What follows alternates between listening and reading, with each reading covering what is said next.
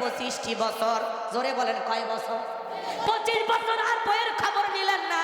25 বছর পরে তাদের দাম্পত্য জীবনে কি ঘটনা ঘটে আপনারা কি শুনতে রাজি আছেন? কারা কারা রাজি হাত তুলে দেখান। লিল্লাহি তাকবীর, লিল্লাহি তাকবীর। হাত নামান আমার ভাইয়েরা। এইবার যুবক বাসর ঘরে বসে আছে, ভুলে গেছেন মনে হয়। স্ত্রী ডেকে বলে, কি কাছে আসবে না? বলে না, হুজুর বলেছে মহারানা পরিশোধ না করে স্ত্রীকে স্পর্শ করা যাবে না। বলে টাকা তোমার কাছে নাই? বলে না নাই। হুজুর কি আর কোনো রাস্তা বের করে দেয় নাই? বলে হ্যাঁ, হুজুর বলেছে স্ত্রী যদি মাফ করে দেয়। কে? স্ত্রী যদি মাফ করে দেয়।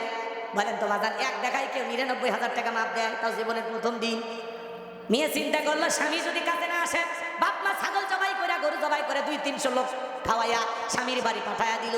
স্বামী যদি আমার কাছে না আসে, ও 7-8 টাকা দিয়ে কি করব? আবেগের ঠালায় পরিস্থিতিতে পইরা ওই মেয়েটা বাধ্য হয়ে বলে, যা করে মাফ করে দিলাম। সুবহানাল্লাহ। মেয়ে কি ইচ্ছে করে মাফ দিল না? পরিস্থিতিতে পইরা। জীবনের প্রথম রাত বাসর ভাত টাকার জন্য যদি স্বামী কাছে না আসে, কথা কন, এই রাত কি আর জীবনে পাবে? এমনি মাফ করে দেয়নি, ওটা পরিস্থিতিতে ওই এক ধরনের এটা মেয়েটাকে ব্ল্যাকমেল করা হয়েছে। কথা কন ঠিক কিনা? যুবক, টাকা থাকলে বিয়ে করবি, টাকা নাই বিয়ে দরকার নেই। রোজা থাক, রোজা থাক, নফল রোজা কর। কথা কন, কথা কন। যে যুবকেরা বিয়ের সময় দেখেন না নাকে রুমাল দিয়ে নিয়ে যায়, বুঝে নেবেন এই যৌতুক লোভী। এই শ্বশুর বাড়ি থেকে কোনো একটা যৌতুক নেওয়ার কারণে এর শরমে নাক কাটা গেছে। কথা কন। এই পুরুষের কিসে শরম? হ্যাঁ, বিয়ে করবে যাচ্ছে কিসে শরম? এরকম সাদা পাঞ্জাবি কিনবি, কিনে নতুন চকচকে 1000 টাকার নোট যেটা এখন নামিছে, ওই 1000 টাকা এরকম নিয়ে এই জায়গায় 1 লাখ টাকা, 1 লাখ টাকা বান্ডিল এরকম একটা যায়া বিয়ের মুরব্বীরা যেখানে কাজী আছে লিখতেছে, হ্যাঁ হুজুর এরকম লিখতেছে, ওই জায়গায় যায় বিয়ের ওই পার্টিতে 1 লাখ টাকা নেন। 1 লাখ।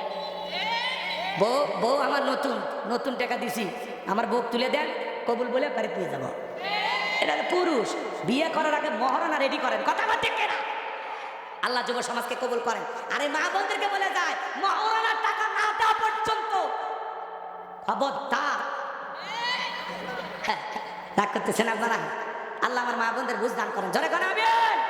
তাহলে আল্লাহ বলেন, কুল্লু নাফসিন বিমা কাসাবাত রহিনা। প্রত্যেকটা ব্যক্তি তার নিষ্কৃত কর্মের কাছে আবদ্ধ।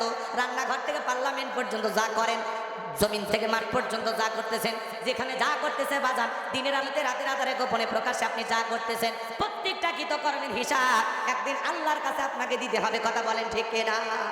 তাহলে জানা অবস্থায় পাপ করা যাবে না। যে জায়গায় গুনাহ করবেন মনে মনে ভাববেন, কেউ না দেখলে একজন দেখতেছেন, তিনি কে? আল্লাহ আমাদের হেদায়েত দান করেন, গুনাহ থেকে বেঁচে আসার তৌফিক দান করেন। জোরে বলেন আমিন।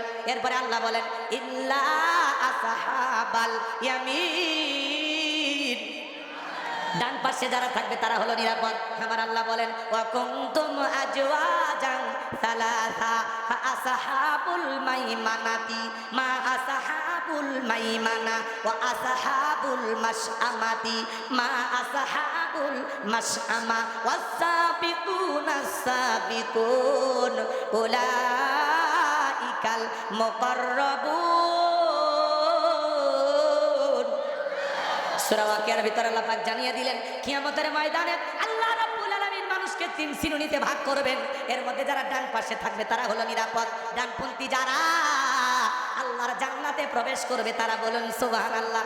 আমার আল্লাহ সেই কথা বলেন, ফি জান্নাতি ইয়াতাসাআলুন।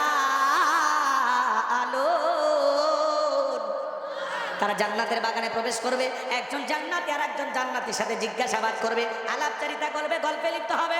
আমি আল্লাহর কাছে দোয়া করলাম, আল্লাহ আজকের মাহফিলের সভাপতি রোস্তম আলী সাহেবকে যে জান্নাত দেবেন, আল্লাহ ওই একই জান্নাত দয়া করে আমারে দেবেন।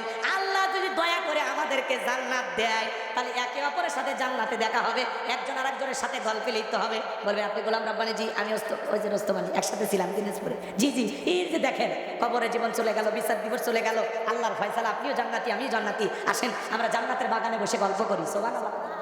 তখন জান্নাতের ভিআইপি বাগানে বসে একে অপরের সাথে জিজ্ঞাসাবাদ করবে, আলাপচারিতা করবে, গল্পে লিপ্ত হয়ে যাবে। সুবহানাল্লাহ।